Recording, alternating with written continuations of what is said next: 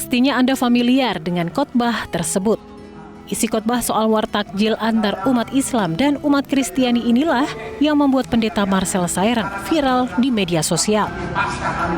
Perang takjil disebut-sebut Pendeta Marcel sebagai cara umat Kristiani meramaikan bulan Ramadan 2024 kemarin.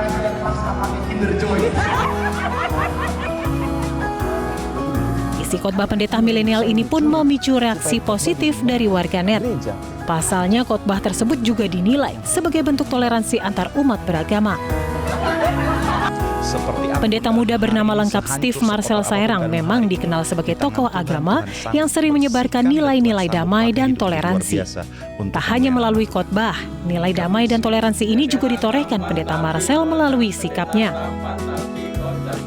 Tidak hanya war takjil, beberapa kali Pendeta Marcel juga pernah berkolaborasi bersama dengan pendakwah Habib Hussein Ja'far Al-Hadar maupun dengan pemuka agama lainnya, berdialog bersama menyampaikan berbagai pesan kebaikan yang tetap berpegang teguh membawa nilai toleransi. Hingga kini pria kelahiran Manado, Sulawesi Utara ini aktif menyebarkan pesan-pesan inspiratif kepada para pengikutnya di media sosial pribadi miliknya.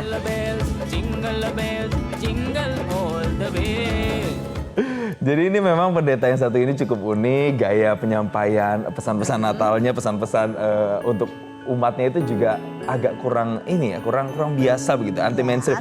Kita mau langsung tanya nih sama Pendeta Marcel, ngomongin toleransi tapi dengan cara kayak tadi, ada sampai kemudian viral war takjil. Iya. Itu tuh beneran dikonsepin seperti itu untuk brand image sebagai pemuka agama atau itu natural aja sih sebenarnya?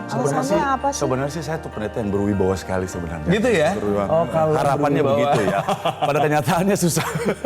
Karena memang pembawaannya memang suka humor, suka cita, dan memang kan bicara tentang humor adalah bahasa yang paling universal ya. Jadi ketika akhirnya dalam penyampaian khotbah saya lebih senang dengan cara yang ya jadi diri sendiri dengan cara yang humor dan suka ketika ngeliat jemaat itu tersenyum sukacita. Oke, jadi pada saat Pendeta Marcel menyampaikan sesuatu dengan gaya yang seperti itu, yang spesial, yang khas, penuh dengan bisa orang membuat ketawa gitu kan. Itu tuh apa sih yang dirasakan pendeta? Apakah ada sesuatu yang juga spesial dari respon umatnya? Ya, jadi salah satu yang bikin saya sukacita dan buat saya itu satu hal yang mahal yang saya nggak bisa ungkapkan dengan kata-kata adalah ketika lihat jemaat Tuhan yang Tuhan percaya untuk saya lain itu sukacita, ketika mereka diberkati, ketika mereka dikuatkan itu, wah, itu satu hal yang sangat luar biasa buat saya. Makanya itulah dalam pembawaan saya suka bawa cara yang humor.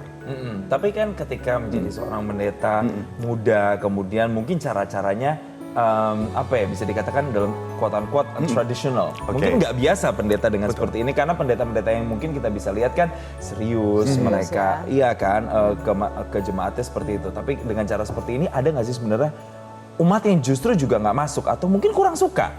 Ada pernah mendapatkan kayak gitu nggak tantangan kayak gitu? Jangankan umat, waktu pada awal mula saya ambil kuliah homiletik ilmu berkhotbah, dosen saya bilang bahwa cara khotbah saya salah. Dosen bilang bahwa cara khotbah kamu itu terlalu entertaining katanya. Tapi itu tadi balik lagi pada prinsip ilmu homiletika bahwa penting untuk jadi diri sendiri. Daripada kita berusaha untuk jadi orang lain, akhirnya menyiksa kita dan akhirnya penyampaian firman Tuhan jadi tidak maksimal. Jadi saya kembalikan kepada diri saya sendiri untuk yuk jadi diri sendiri, penyampaiannya seperti bagaimana saya bicara seperti biasa dan akhirnya puji Tuhan responnya begitu baik. Dan jadi diri sendiri itu juga bisa diimplementasikan sehari-hari ya pendeta ya? Betul. Jadi ketika kita di mimbar dan di luar mimbar kita punya cara yang sama. Jelajahi cara baru mendapatkan informasi. Download Metro TV Extend sekarang.